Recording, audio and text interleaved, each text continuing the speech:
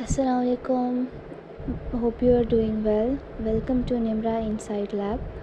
Last video में मैंने बताया था कि SPSS में डेटा पुट कैसे करते हैं और उसके फीचर्स के बारे में, वेरिएबल एंड डेटा फॉर्मेट के इंटरफेस के बारे में मैंने एक्सप्लेन किया था. आज की वीडियो में हम बात करेंगे कि APA 7 के मुताबिक डेमोग्राफिक टेबल कैसे बनाया जाता है. डेमोग्राफिक बहुत ही कॉमन है और इम्पॉर्टेंट है रिसर्च के लिए. SPSS से अपना डेटा तो हम ले लेते हैं, लेकिन उसे APA फॉर्मेट के मुताबिक टेबल में कैसे लिखना है और उसकी इंटरप्रिटेशन कैसी करनी है, ये मैं इस वीडियो में आपको बताऊंगी. ये वीडियो उन स्टूडेंट के लिए है जो थोड़ा कंफ्यूज होते हैं कि टेबल के फॉर्मेट को कैसे बनाना है, लिखना क्या है, फॉर्मेट स्टाइल क्या है और इंटरप्रिटेशन कैसे होगी.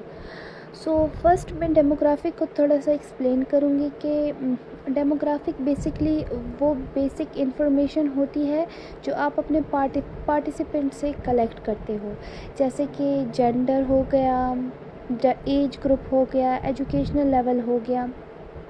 इसका पर्पस ये होता है कि आप ये बता सकें कि आपकी स्टडी किस तरह के लोगों पर अप्लाई होती है. ये सिर्फ मेंबर्स नहीं होते, ये आपके सैम्पल की स्टोरी बताते हैं. तो चलें शुरू करते हैं.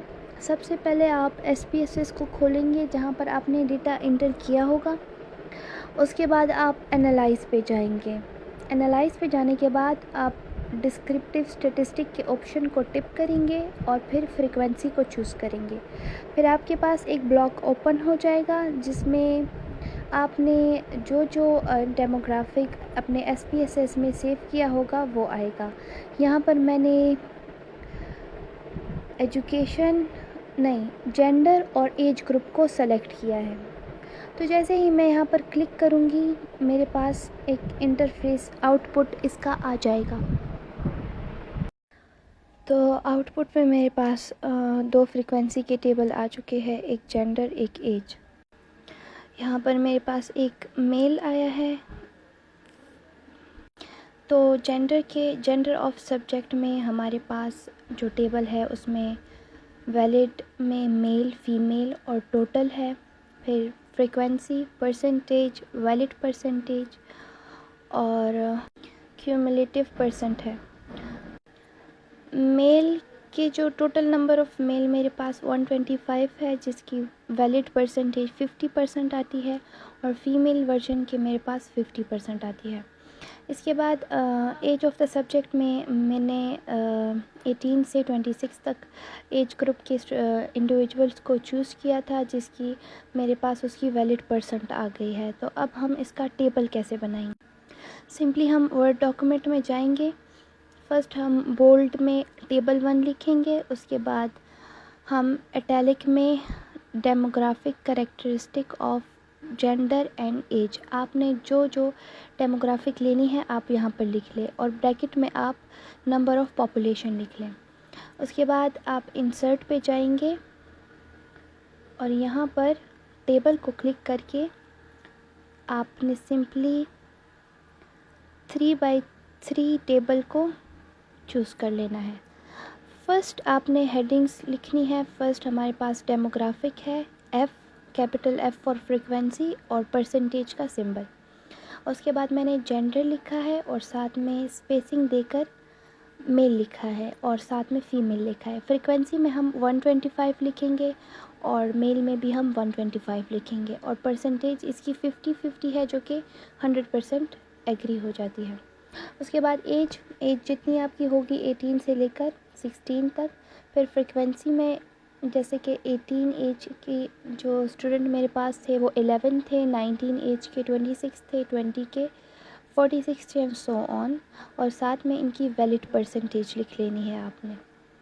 उसके बाद जो इस टेबल को हमने APA 7 के मुताबिक कैसे करना है, तो हम सिंपली टेबल को कॉपी करेंगे और हम क्लिक करेंगे और यहाँ पर फर्स्ट हम नो बॉर्डर करेंगे. उसके बाद हम बॉटम बॉर्डर करेंगे और टॉप बॉर्डर करेंगे. उसके बाद हम डेमोग्राफिक के पार्ट को, पोर्शन को, कॉलम को पिक करेंगे जो कि मेन हेडिंग से हमारी, और उसके साथ भी हम टॉप बॉटम ऐड कर देंगे। तो ये हमारा APA 7 के थ्रू हो जाएगा। बेसिकली इसमें एक चीज़ आपने और ऐड करनी है कि आपने सबको कॉपी कर लेना है और यहाँ पर स्पेसिंग के ऑप्शन में आके 2.0 कर देना है, और साथ में ये टाइम न्यू रोमन में होगा और 12 इसकी फॉन्ट साइज़ होगी।